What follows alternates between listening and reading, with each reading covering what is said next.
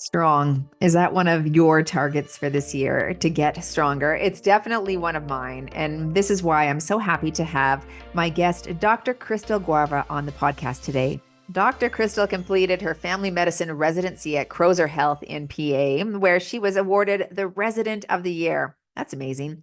She then completed her sports medicine fellowship at the University of Nevada, Las Vegas. Currently, she maintains a telemedicine private medical practice. She serves as a traveling volunteer physician for U.S. figure skating, and she's the director of RPU for RP Strength. She's a firm advocate of exercise as medicine, and she really believes that you got to practice what you preach. I believe that as well. Welcome to the podcast, Dr. Christle. I would love to start the conversation by asking you how you got into sports medicine. We all have our stories, right? We all have our background, what has propelled us into a certain passion. So I'd love to hear yours.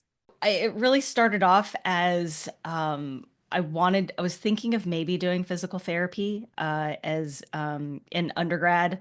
Kind of fell in love with chemistry and math and sort of put the anatomy movement seems like, not really my time. And so thought I wanted to become an organic chemistry professor.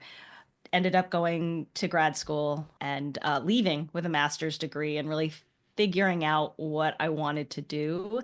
And the things that I really enjoyed about sports medicine was a couple of things. One, there were a couple of different avenues to get there. So some people who do a fellowship in sports medicine, they come from emergency medicine, they can come from physical medicine and rehab, or they can also come from family medicine, which is what I decided to pursue as far as my residency goes before sports medicine. So I liked family medicine because you see a very wide array of ages, conditions, from womb to tomb, as we sort of say. Mm. But I also really liked working with athletes. I liked working with athletes and also recreational, non-professional athletes. So, your 30, 40, 50-year-old, 60-year-old, even 70-year-old person who's still active. Mm-hmm. Sports medicine is not just for, I only just treat the NFL players or I only just treat, these like Olympic athletes. It's for everyone. And so anybody who's active in their lives, I would recommend if you have a good sports medicine physician to, make sure to establish care because we are able to not just see injuries, we're able to kind of provide that extra care for somebody who's active. Were you an athlete when you were younger? I played sports. Definitely my parents made sure that like I kind of picked something to kind of stay active. So I came from a very small Catholic elementary school. So yeah, I played volleyball and I played basketball. I think I tried soccer for a season and I came in sort of late in the game. And so that really wasn't my sort of cup of tea. I really liked playing volleyball, but after the age of 12, and everybody started going through puberty, I sort of realized like my genetic limit, because I'm 4'11". I've been 4'11" since I was 10. So, Right. Yeah. a very hard discussion early on is like, it's good that you enjoy this. I don't know if there's anything beyond high school that's, available for you. Yeah, let's work within our abilities, which I think Yeah. is a really good point, right? Yeah. I think sometimes we'll look at other people around us or maybe on social and aspire to be like those people, but Yeah. it's outside of our own physiological abilities, even, right? Yeah, it was the first time I was in high school and I was at a volleyball tournament and I stood next to a girl who was 6'8". Oh, And it was just and it was awesome because it was like I've never met somebody that tall before, but you do realize like, yeah, maybe there's levels to this. And so, right. But then so you found yourself at some point into powerlifting. So how did you segue into that? oh gosh. So I decided, so I, in undergrad, I went through a period of being very unhealthy. I ate a lot of takeout food. I stopped exercising completely. I picked up smoking as a habit. Not graduated, undergrad feeling very not well and unhealthy. So by the time I got to grad school, I decided, let's tackle one habit at a time. Started to slowly quit smoking, started to move, started to incorporate some sort of vegetable into my diet, did a couch to 5K program, and then did my first half marathon. And afterwards, I realized that one, the physique kind of changes that I was looking for was not really there because I was not incorporating like strength training into Mm. my running routine.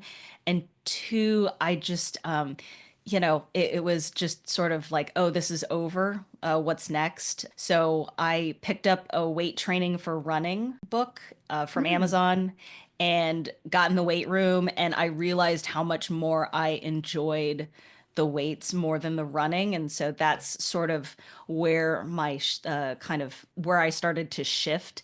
And then eventually I quickly like looked up a free program online. And then that's where I sort of picked up powerlifting, was like, okay, it's nice in that I can take a break from like wanting to diet or wanting to be skinny or whatever, and I could Mhm. just focus on this objective number of being strong, and I don't have to think about it for a while. And for a long time, it really served a great purpose in my life in that regard. I think it's a challenge to get to the place if we do have a bunch of habits that aren't serving us. It's a challenge to shift that, right? To Yeah. toward better health. And so what does it take? What is like for you, it sounds like it was like one moment in time where you just went, I don't feel good like this. Yeah. Something needs to change. And you found something, it sounds like relatively simple to start off with. So you did the couch to 5K. You're like, Yeah. I'm sitting on the couch anyway. Let's just grab this program Yeah. and see. And then it progressed, right? Then it Yeah. progressed to the marathon and it progressed from there Right. into the powerlifting. But I think a lot of our listeners might be in the spot where they have a lot of habits going on that aren't serving them well and they feel stuck, right? Yeah. So what is that first step to move from that position of feeling stuck to begin to feel like you're hitting that home run, to get some progress and forward momentum under your belt? Yeah, that's a really great question. I think it starts off with very small things that you can do and then going from there. And I think for myself, and then also as, with patients and clients, it's really making sure to re-emphasize those small wins Yeah. because you are building that confidence and letting people know that, like, I can do this. So what's the next little thing I can do? And building that momentum from there. And before you know it, oh, I'm a fitness person now. I go to the gym. It's like tying my shoes, but you really have to start off very small. And for some people, it may be as simple as walking into a garage gym, sitting there for 10 minutes, and then leaving. Like Yeah. that. I mean, for First people steps. who, yeah, very first steps of like, I can't even get into the gym, break it down as to why. What are you doing Mm. right now? Do you have 10 minutes of your day to just create that habit of you walking into the gym and being there? You don't have to do anything. There's no expectation. We're not even, you can't start thinking about planning my workout if we can't get you to the gym. Yeah. Yeah. I heard you reference identity and really having that moment where you say people like us do things like this, right? Yeah. This is who I want to become. This is who I am now. And that shifted for you too. Obviously, if you were someone who was eating junk food and being sedentary and smoking, and then you said no Yeah. to that and yes to this. Yeah. So that's a challenging shift for a lot of people. Yeah, and I think it's a lot harder when you don't have that support system. So I think having a coach or having a group of friends or, a community where you can collaborate ideas, talk about things, share your common struggles, I think is super important and valuable. And I wish I would have found that sooner, to be quite honest. I think a lot of people are in that boat where their family isn't super supportive or they're not like-minded, right? Yeah. Like they're just on a different path and finding that support is crucial. I agree. You said something about strong, not skinny. Let's talk about that because that is just the pull of women everywhere and the pull of our society to be skinny. How has this shifted for you? If you would have asked, it's a very interesting question because Mm. that shifts every couple of years. And I think nowadays, especially seeing kind of the genetic spectrum, I really try and kind of gravitate away from like the not part. And I just kind of keep the let's be strong, Mm. because I do know that there are women who do struggle, like who genetically just won't put on muscle. And Right. so for me with volleyball, for women, there are some women who are just not built to become bodybuilders or bikini athletes, even bikini athletes who, may have less muscle mass than women's physique or figure competitors. And so I definitely kind of like let's keep the message, as positive as I can, and let's be strong. Let's be strong and try to nowadays it's how do I incorporate this into my activities of daily living? So when I go to the airport, I feel very blessed that I can carry my own luggage and I'm not struggling to put it on the scanner or whatnot. Like I can take off my shoes. I feel like that shift definitely came in my 40s, and I started to look around and realize that this is a blessing. Being able, putting in all this work for the last 15 years or so is really starting to pay off now. And it stinks that, it better late than never. You can start today. Yeah, absolutely. I like what you said about not using the word not. I said strong, not skinny, and you said let's just focus on strong. And it's true. Some people are born ectomorphs. They've got Yeah. very lean physique. We just had someone in our membership the other day saying, I am struggling to put on weight, and no one really understands that. I'm Yeah. like, well, you are not the norm, generally speaking. So it is a bit of a challenge for those who want to lose weight, right? Which is, Yeah. of course, our lion's share of our people group. But yeah, that it's interesting with skinny, like Yeah. I have felt that. I have wanted to be that.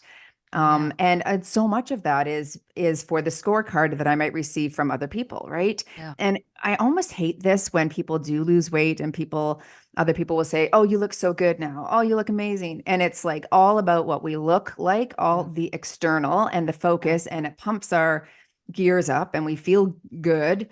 Right. But then that's the priority for the rest of the people. I got to get Right. skinny and then I'll get accolades. I hate that.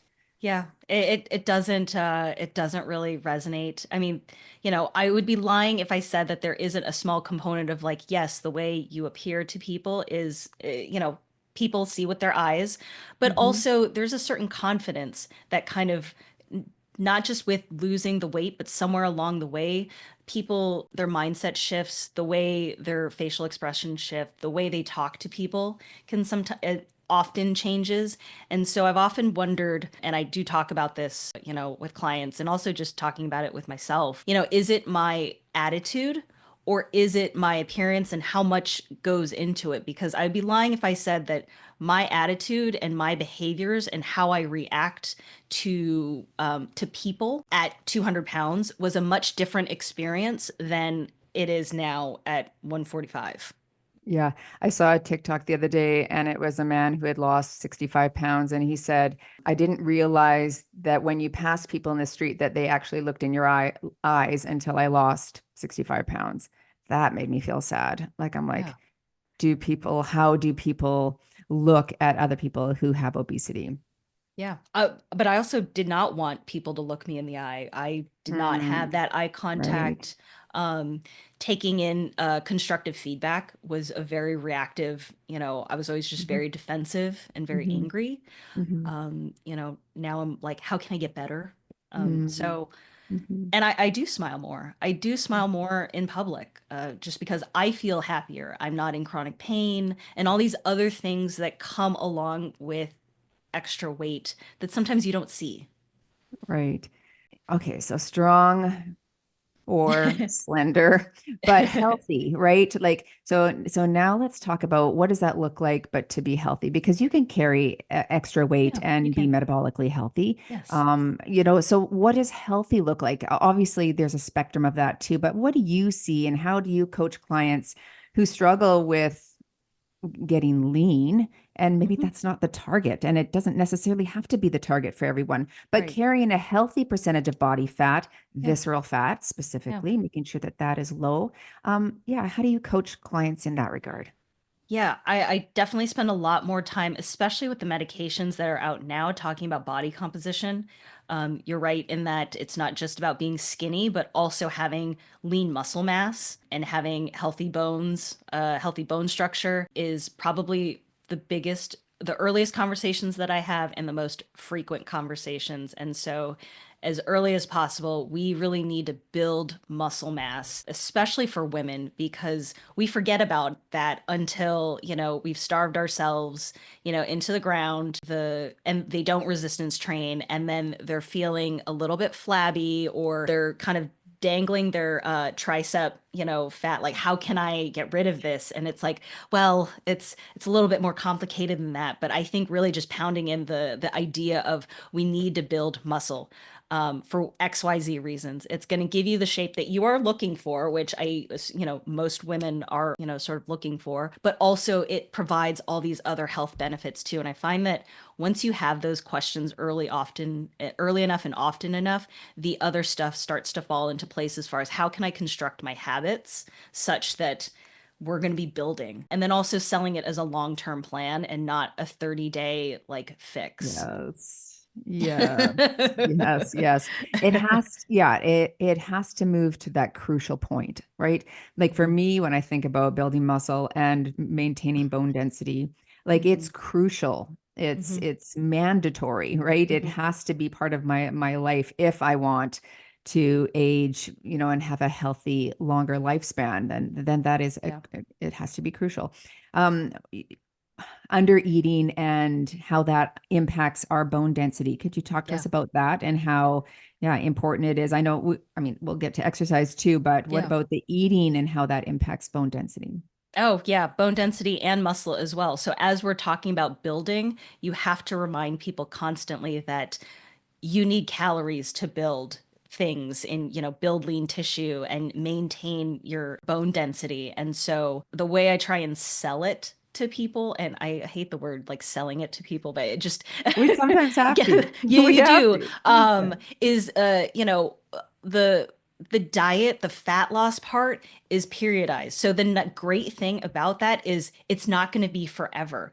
Right. The downside to it is we do need to spend much more time either in a maintenance calories, or at certain points we actually need to fuel our bodies. I mean, even at maintenance calories, people feel more energized. A lot of people who are still new can still build the body recomposition that can happen with somebody who's brand new to Sure. lifting, brand new to, eating healthy. It can be really wild to see with your own two eyes. So Hmm.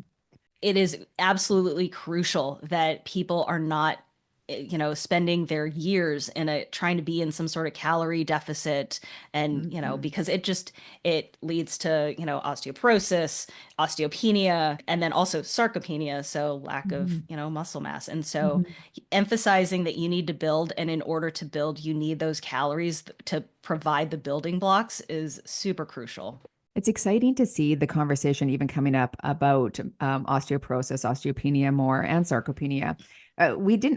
Did I know those words 15 years ago? Like what? No, didn't even No. think about that. I mean, I know they were around, but we didn't hear the Yeah. conversation wasn't as loud as it is now. And I had a DEXA scan about 3 years ago, maybe two Yeah. years ago. And I was excited to see that I was above average in my T score and my Z score. Yeah, so that was exciting, but that was also that a lifetime of moving daily, right? Gymnast as I was younger, started lifting weights in my late 20s, and now I'm 54. So that helps a lot. Yeah. That said, it's never too late, correct? No, correct. Joan McDonald, she is somebody I follow on Instagram. She started lifting in her late 60s, early Oh yeah, 70s. train with Joan, right? Yeah, Yeah. yeah. And so, and I've also seen a set of parents who started lifting in their 70s off of medication, for blood pressure, high cholesterol. And so these are just really awesome things to see, that it's just never too late. It really isn't too late. You just have to start. And so that is the key. I did a coaching call on the Lift More study Mm, that looked at elderly women with osteoporosis and how they, under supervision and guided mhm. trainers, they started to lift heavy and reverse their osteoporosis or increase bone density. And that's exciting. You know, Yeah. that is, even if it's shifting the geometric properties of the bone, right? Yep. And Yep. could you talk about that? Like, so we're older and maybe we're just starting out. What sort of impact can lifting heavy, and how heavy do we need to lift in order for that mechanism to occur? Gosh, I think it varies based off of where you start. Yeah. If it's really going to depend on what your body can move, because especially at that age, if you haven't been very sedentary, if you've seen people with their gait, can be very limited. Heavy is always relative in Yeah. that sense, but I mean, even at that age, even at those ages, even lifting very light weights, even the pink weights, if that is what you can lift, then that's what we're going to go with the hope that maybe we can progress beyond that. But for some people, depending on their genetics, depending on how their response to training, that might be all that they can do. And that's okay. I just saw someone post today too about the mamby-pamby pink weights. And I think it can get a bad rap. I had Dr. Stuart Phillips on the podcast, and he is like, people are at different spots, right? Yeah. Everyone has access to different equipment, Yeah. different finances, different Yeah. abilities, different injuries. And to say that everyone needs to be in this camp, lifting as Yeah. heavy as you can, that's not, I mean, that's going to definitely deter some people from even getting off the couch, right? And Exactly. showing up. So I think I loved what you said about just starting where you're at and then you progress for you. Yeah.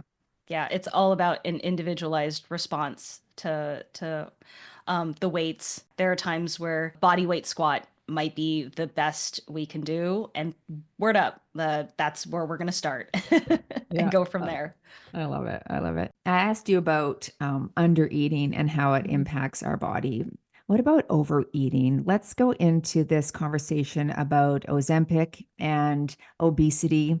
Yeah. This is something that I have certainly in the last 10, 15 years shifted my mindset on. I have a background in psychology, so I love to look at everything through the lens of psychology, Yeah. not just about the what, but about the why. Like, Yeah. why do we move towards these things, and what are some of the triggers? And then I've learned a whole host of genetic predispositions and gut microbiome impacts, or being born by cesarean. Like, there's just a lot of information. Yeah. I'd love to just have that conversation with you and have you break down your approach to working with a patient with obesity. Yeah. Gosh, where do we even I start? know, I know. It's loaded. It's loaded. But I think the hard part, at least for in the evidence-based fitness space, because we're all active, we exercise, we sort of get it. I think if there's one thing that I can just gently remind people, who might be listening to this and who are super fit and active, is that there is a whole host of people out there who not only aren't doing anything, but like medically, they're just not well. Like mhm, the people who end up going to the hospital quite often, the people who come to the doctor's office quite often. So not only do we have this like behavior habit thing that we need to work on, but now we have the result of years of being sedentary, having high percentage of body fat, having low percentage of muscle mass, feet are tingling, infections happen quite early and often. And so you get to a place where it's like, yes, ideally I would love for this to be a package deal, a tool in the toolbox, but we're trying to, as physicians, trying to manage all these other symptoms and manifestations of type 2 diabetes, high blood pressure, and whatnot that are posing a real threat sure. um, for somebody in that camp, drugs like the GLP-1 agonists are we just have to go with it. And for today, and then maybe think about all of these other things on the back end, because this right now is the rank order priority list. Sure. Yeah. Thankfully, Yeah. that's not really our audience. For us, it's really thinking about and trying to sell this as a tool in the toolbox, and making sure that not only are we going to have this medication to help us, but in order to make this the best successful thing is going to require a major lifestyle change, depending on where we're at. We're probably going to need a little bit more support in terms of maybe a nutrition coach, a personal trainer to kind of help with manage this, exercise component and the nutrition component. So it becomes a package deal. And so I sometimes can't do it all. And sometimes people come in with, I have this program that I use, or I'm working with this person. And that's great. I love that. I love, the fact that it's a team effort.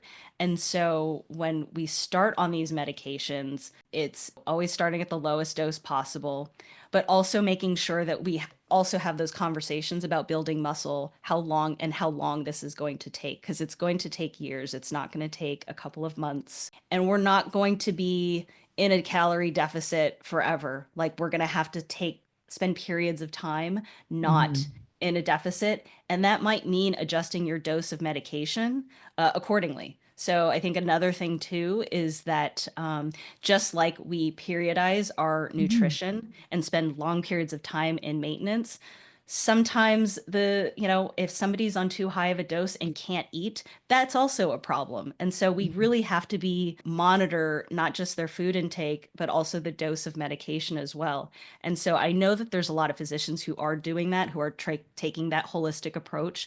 But there are also a lot of physicians who unfortunately don't have the resources or the time to be able to put all of that together. I like what you said about like, let's look at the most important, the crucial, the life-threatening issues first, get those under control, and then bring alongside those lifestyle shifts that we want to see happen. Dr. Nadolski. Yes, I'm sure you follow him. Yes, he is an obesity specialist on Instagram, for those of you who don't know. He has said obesity is not a choice. Obesity is not a choice. Let's talk about that. What are your thoughts on that? I would, as somebody who has struggled with my weight my entire life, the ego in me didn't want to believe that for a very long time. Like I felt that for everybody else, but for myself, I still felt like it was like there was something I could do if I just worked harder. Maybe I could just overcome this. And for a long time, I myself refused to even give the medication a shot. After 2 years of thinking about it, I finally did. And I realized that this is what thin people must feel like. Either I was born with being hungry all the time, and I do remember being hungry, like always being the clean plate club superstar. And anytime I tried to diet, it was just an astronomical amount of effort to even just stay sane that I thought, man, there just must be something wrong with me. I don't know. So I would say definitely not a choice. If I could shut down the thoughts in my head naturally with all the drink 6 glasses of water, drink water in between every bite, eat high fiber foods, eat low palatability, chicken breast and rice and broccoli foods. I have tried it and I failed. So where do we go from here? So I agree with him in the sense that, wholeheartedly, including myself.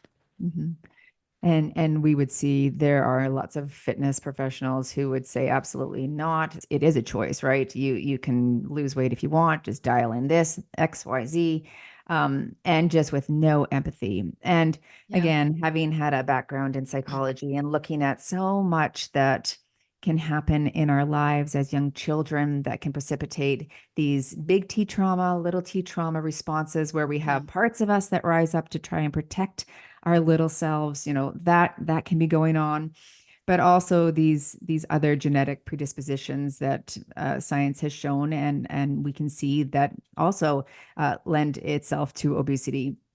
What I would love to see more of is more empathy, and I love this conversation here even now because I think it just opens up the conversation more and helps people who really are struggling to put themselves in your shoes too, to say, I did all the things and there was still, like, I thought something was wrong with me, but it really wasn't the case.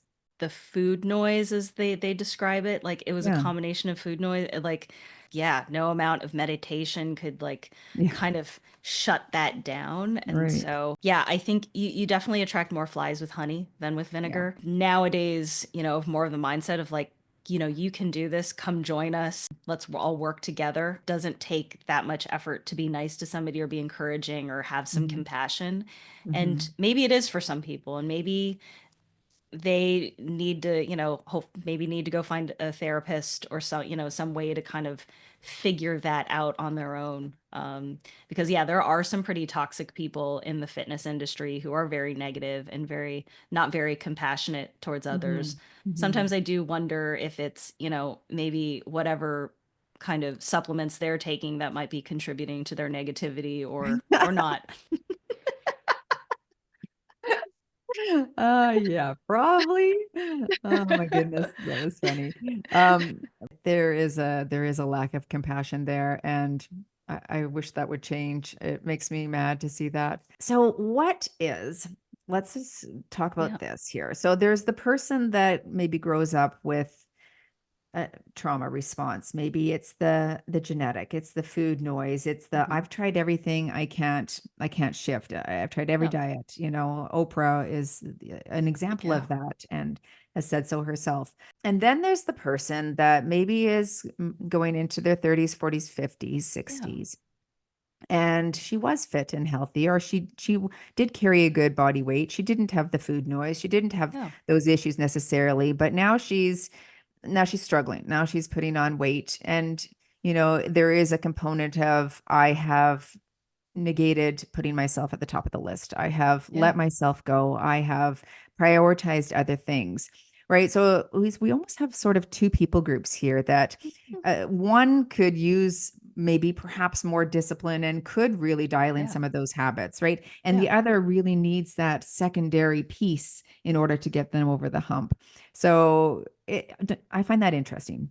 Yeah, no, I definitely find it definitely important, and I feel like a lot of people do fall into that camp. Hmm. I do start off by asking them, take me through your day, like what happened to your life, and not like take Yeah. me through a typical day, like no, what happened today, because I find that people forget often, like trying to think about what happened last week or what a typical day looks like.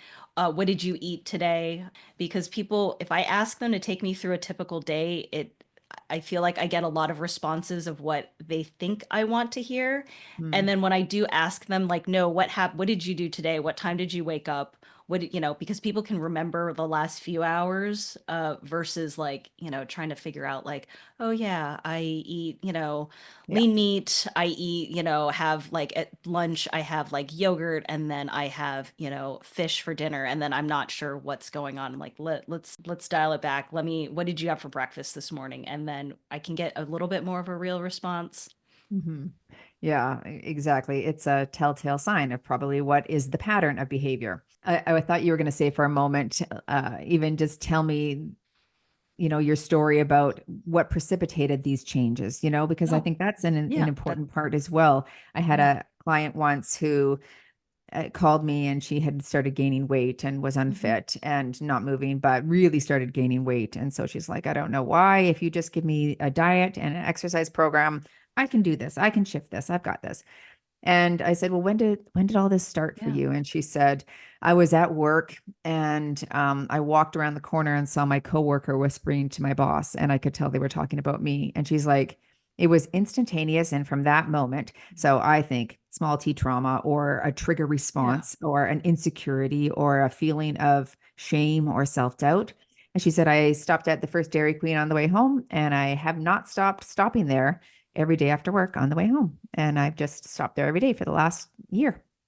And so it's interesting, some of these Yeah. responses of how our behavior Yeah. could shift, but Yeah. it's not just a behavior protocol, it's a internal Why? psychological protocol as well, isn't it? Definitely, Yeah. definitely. And it really comes also just, checking in with clients and just seeing how their day is, like seeing how like what'd you do this like not even at like forget the diet, forget the gym.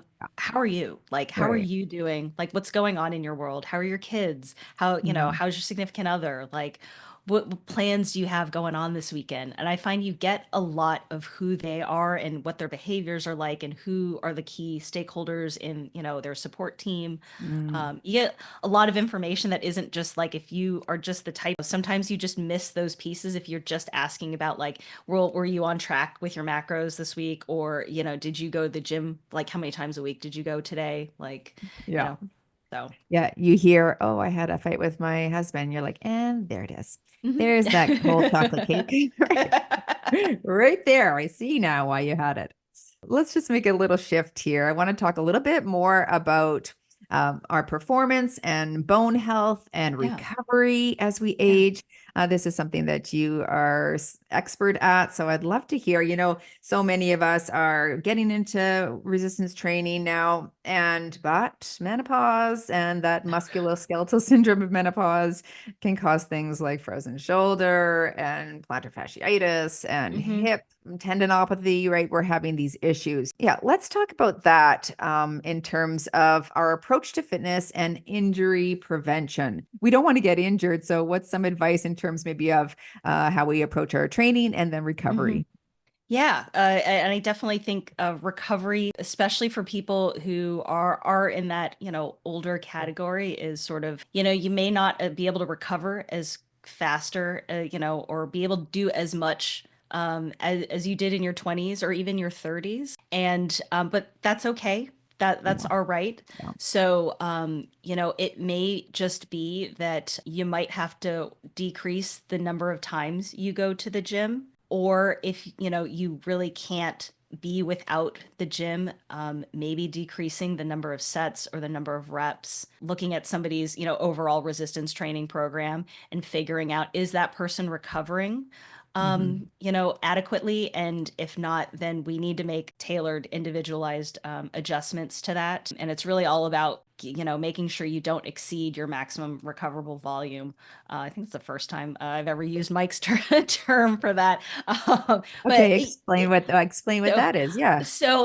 yeah, great. No, so Just a I second. I'm married to Dr. Yes. Mike Yes. Israetel, Yes. who has coined that term. And really, it's all about when you are progressing within a structured kind of plan, a mesocycle, making sure that the volume does not exceed whatever it is you can recover. Because if you do exceed that, you run the risk of an injury. You do run the risk of mostly of injury, and then also potentially overtraining. Being able to provide a structured mesocycle such that, like, every week within that mesocycle, there is a slight progression, it gives you enough structure so you hit all of that. And it also programs within there adequate time to recover.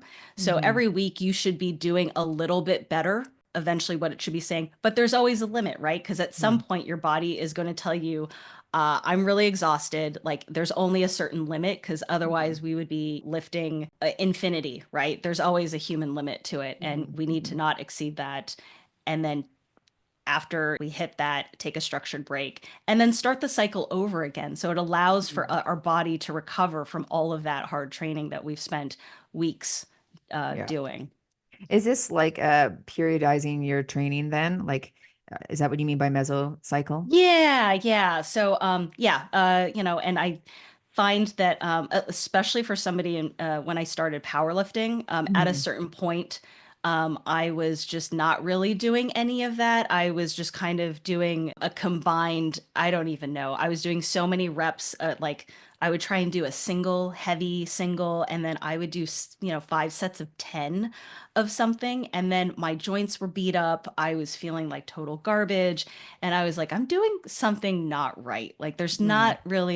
there's not something great here. And that's when I started to think about looking into strength and conditioning and kind of how they periodize their training and structure it so that you can get, gains up into a certain point, but you need to allow, adequate time for recovery as well.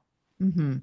So pain is a good Hmm. indicator that we are overdoing it, obviously. But how do we know what that volume of recovery looks like? What is a maybe typical so could you just maybe take us through like a training week And what would a typical rest period in between these training sessions look like? Oh man, that's a great question. It definitely varies by Yeah, people. for sure. Obviously, for somebody who is looking to do physique training, female, I'm going to use myself as an example because I can't really Yeah, sure. think of, off the top of my head.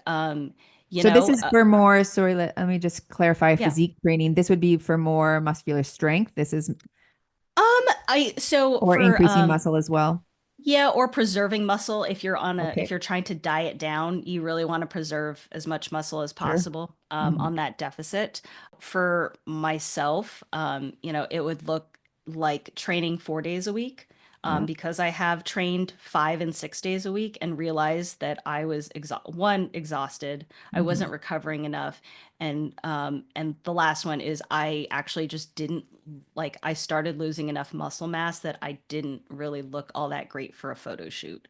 Mm. So we Mhm. actually took it down to 4 days a week. Yeah. You should be feeling like, this is really good and I feel like I can do more. But I'm going to leave it now because I know the next 3 weeks of my life are going to be hell. Okay, So, good. Yeah, good. uh, Yeah. So you're looking for, you don't want to be in pain. You want to be able to show up again tomorrow, but right. you are getting that progressive overload week after week. Yeah. Yeah.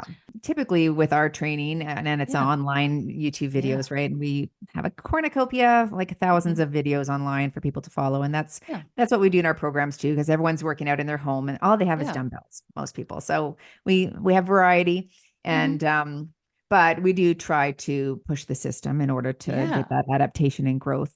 But how important is it then to have a program where you are coming back to the exact same set of exercises? Like, as a trainer, that's what we used to do back, Hmm. years ago. That's how I would train people as well. And then I started to switch it up and bring more variety. Can both get you the gains? Or are you going to see those gains a little bit more when you come back to that same exercise? I already know the answer to this, but you can explain for the audience. Yeah. So which should we be focused on, I suppose, if increasing lean mass is our target?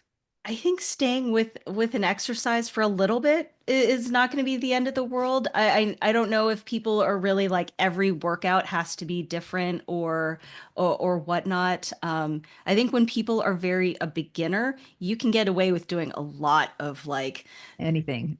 anything, Yeah. something, anything. The Yeah. fact that you're doing, a home workout, like I love Yeah. it, pick whatever YouTube video, pick your, things Yeah. and just move. But if you are looking to kind of move beyond that, Mm. keeping, a similar routine and having that progressive overload for a couple weeks probably would be your better bet, if that is your goal. Yeah. And then, you can always come back to it. You can still do some of the similar exercises, even, for another mesocycle, another block of time before switching it out.